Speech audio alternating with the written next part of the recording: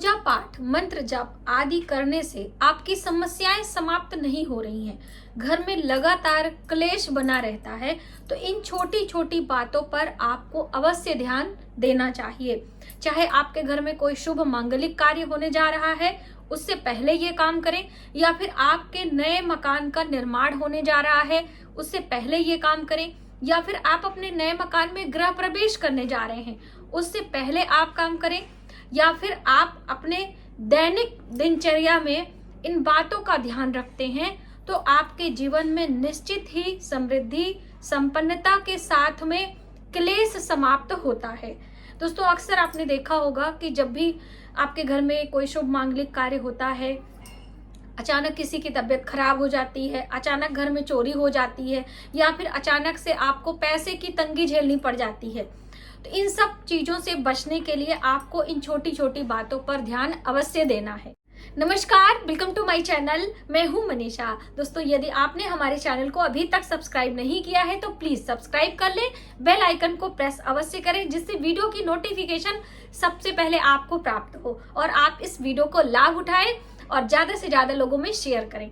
देखिए, हम सभी अपने जीवन में पूजा पाठ, मंत्र जप, दान पुण्य आदि करते ही रहते हैं, लेकिन उसके साथ में आपको इन बातों पर भी गौर करना है। कहीं आप ये गलतियां तो नहीं कर रहे हैं?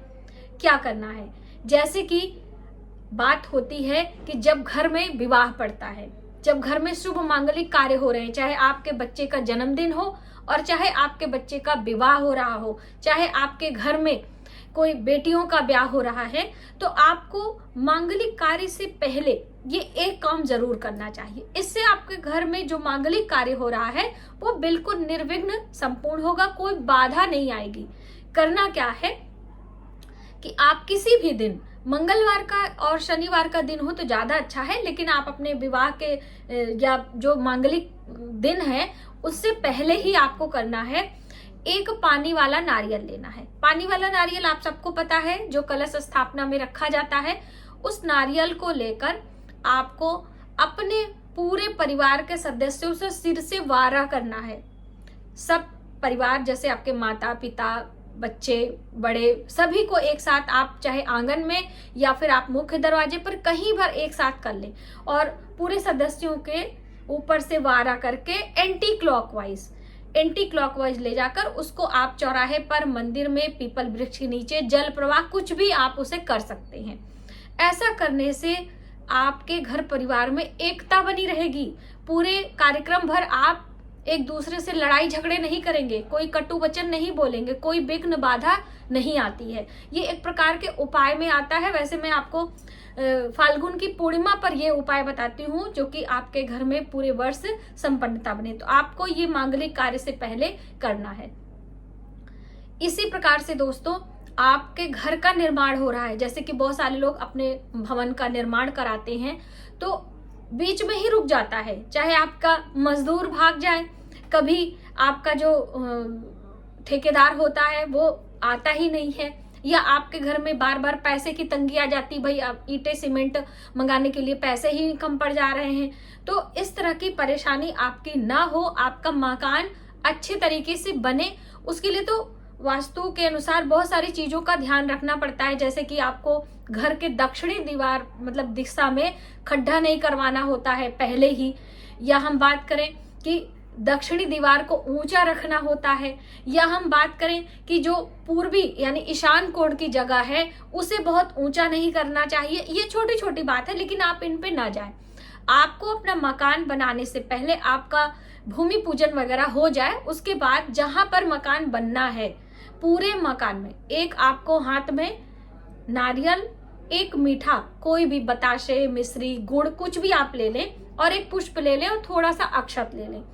इन सब चीजों को चाहे आप किसी पत्तल में ले लें, किसी पात्र में ले लें, कुछ भी करके, और घर का मुखिया, जैसे मैंने अभी आपको जो विवाह मांगलिक कार्य के पहले भी बताया था, और ये भी दोनों ही कार्य, घर का मुखिया, देखिए घर का मुखिया बहुत मायने रखता है, तो इसीलिए वो काम करता है घर का मुखिया, तो उसका जो प्रभाव होता है वो पूरे घर के लोगों के ऊपर होता है।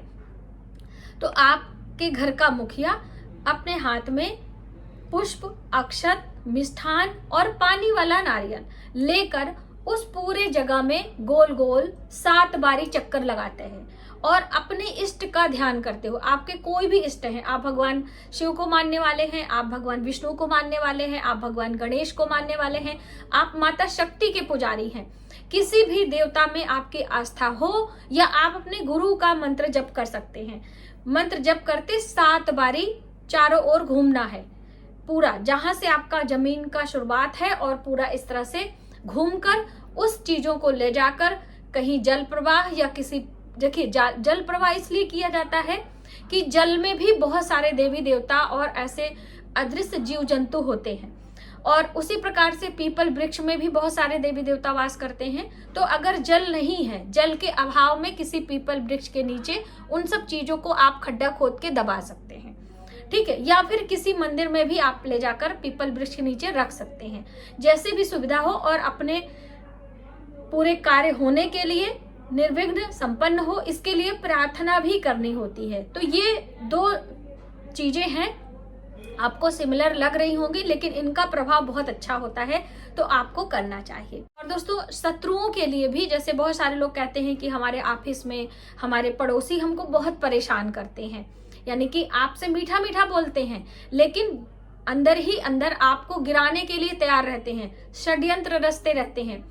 ऐसा देखिए, घर परिवार में भी बहुत सारे अपने ही होते हैं, और पड़ोस में भी होते हैं, ऑफिस में भी होते हैं। कहीं भी इस तरह की बाधा आपको लग रही है तो आपको ये कार्य अवश्य करना चाहिए। देखिए, जब हम कोई उपाय करते हैं तो दूसरे का नुकसान नहीं होना चाहिए, हमारा बचाव हो, ये हमारा पहला कर्तव्य है, लेकिन सामने वाले का नुकसान भी नहीं होना चाहिए, बस इस चीज का हमें ध्यान रखना है। तो आप क्या करेंगे, मंगलवार के दिन या शनिवार के दिन हनुमान जी के मंदिर जाना है, और आपको मीठा कुछ भी, चाहे बूंदी के लड्डू, चाहे बताशे आदि, भगवान जी के मंदिर में चढ़ाना है और भगवान से प्रार्थना करनी है। और साथ ही आपको शनिवार के दिन मीठा या भोजन का दान करना है, कुछ भी भोजन का दान, जैसे कि आप बच्चों में, या फिर आप किसी बुजुर्ग में, या किसी जरूरतमंद को कुछ अन्न का दान करेंगे, पके हुए अन्न का दान। जैसे अक्सर मैं अमावस्या पर आपको एक थाली भोजन दान करने के लिए कहती, लेकिन इस चीज पर शनिवार को भोजन का दान, पका हुआ भोजन आपकी बाधाओं में रोक लाता है, आपके शत्रुओं का विनाश करता है। शत्रुओं का विनाश मतलब कि उनको उस कार्य को करने से रोकता है, ना कि उनको कोई नुकसान पहुंचेगा। इस चीज को भी आप समझते चलें, ठीक है। तो आपको मंगलवार के दिन हनुमान जी के मंदिर जाकर मीठा प्रसाद चढ़ाना है और प्रसाद बांटना है, और शनिवार के दिन, हर शनिवार को थोड़े से भोजन की चीजें, चाहे मीठे पुए आप बना लीजिए, गुलगुले जिसे हम कहते हैं, और बांट दें। इससे आपके बाधाएं समाप्त होती हैं। दोस्तों, जीवन में हम पूजा पाठ आदि करते रहते हैं, लेकिन इन सब कार्यों को भी हमें अपने जीवन में शामिल करना होता है, तभी हम निर्विघ्न आगे बढ़ सकते हैं। और अपने जीवन को स्वस्थ रखने के लिए, अपने शरीर को स्वस्थ रखने के लिए इन बातों का भी ध्यान रखना है। क्या ध्यान रखना है? जैसे कि कभी भी आपको अपने हाथ से पानी नहीं पीना होता है। जैसे बहुत सारे लोग देखिए, नल वगैरह लगा रहता है, बिना बर्तन के ऐसे पानी पी लेते हैं, इससे दरिद्रता आती है। कभी भी हमें अपने दोनों हाथों से या ऐसे पानी नहीं पीना चाहिए, कोई बर्तन, कोई ग्लास आदि लेकर ही पानी पीना चाहिए। इस चीज का ध्यान रखें। और दूसरी अहम बात कि जब आप भोजन कर रहे हो, जैसे भोजन करने के बहुत सारे नियम हैं, वो एक अलग टॉपिक हो जा रहा है, लेकिन ये जो महत्वपूर्ण चीज है वो मैं लेकर आई हूँ, वो आप समझे। भोजन करते समय पानी तो नहीं पीना चाहिए, लेकिन जब कभी बीच में कुछ अटक गया, कुछ भी बात हो गई, तो हम पानी पी लेते हैं। अब उस पानी को हमें हाथ धोने के काम में नहीं लेना है। उस पानी को आप पिए या फिर फेंक कर दूसरा पानी लेकर आपको हाथ धोना चाहिए। कारण क्या होता है कि वो पानी जूठा है, और उस जूठे पानी से आप हाथ धोएंगे और फिर हाथ धोकर उसी से आप प्रार्थना करेंगे, नमस्कार करेंगे, कहीं मंदिर जा रहे, कुछ भी हो सकता है, तो जूठा हाथ आपका माना जाएगा। या तो आप भोजन करने के बाद पहले हाथ धोएं फिर पानी पिए, इस चीज का हमेशा दिमाग में आपको ध्यान रहे। या फिर आप साफ पानी से हाथ धोएं। अक्सर आपने पहले जमाने में लोगों को देखा होगा कि भोजन करने के बाद थाली में कभी हाथ नहीं धोते थे, अपना थाली ले जाकर नाली पर रखते थे और वहीं पर लोटे के पानी से हाथ धोकर अपने पानी वानी पीकर ऐसा कार्य करते थे। तो ये नियम के अंतर्गत था। लेकिन अभी क्या है, हमारी दिनचर्या बदल गई है, हमारी उठने बैठने के तौर तरीके आदि चीजें चेंज हो गई हैं, तो ये सारी चीजें निकल कर इनके दुष्परिणाम आते हैं। तो इसको आपको ध्यान रखना है। और चलते चलते एक अहम बात कि क्या हमें बिस्तर पर बैठकर भोजन करना चाहिए या नहीं। बहुत सारी बहनें प्रश्न करती हैं कि दीदी आप इस पर एक प्रकाश डालिए कि हमारे घर में एक ही रूम है, हमारे यहाँ बहुत ज़्यादा चेयर टेबल नहीं है और हम किराए के मकान में रहते हैं, हमारा एक कमरा है और हम लोग सारा काम बेड पर ही बैठकर करते हैं। तो ये हमारे लिए कैसा है, क्या है, इस पर थोड़ा सा आप बात करिए। तो देखिए, बिस्तर पर बैठकर भोजन करने की मनाही है, बिस्तर पर बैठकर नेल कट करने की मनाही है, बिस्तर पर बैठकर शेविंग करने की मनाही है। उसका रीजन क्या है कि आप बिस्तर पर बैठेंगे, आपके नेल कट होंगे, नाखून के अंदर कितनी बैक्टीरियाज, कितनी गंदगी होती हैं, कितने कीटाणु होते हैं जो हमारी आंखों से दिखाई नहीं देते। आप बिस्तर पर सोएंगे, फिर आप अपना मुंह करेंगे तो वो कीटाणु आपके मुंह में जाएंगे, बहुत सारी बीमारी आपको हो सकती। इसलिए बिस्तर पर बैठकर शेविंग करना या नाखून काटना मना किया जाता है। इसी प्रकार से भोजन की बात आती है।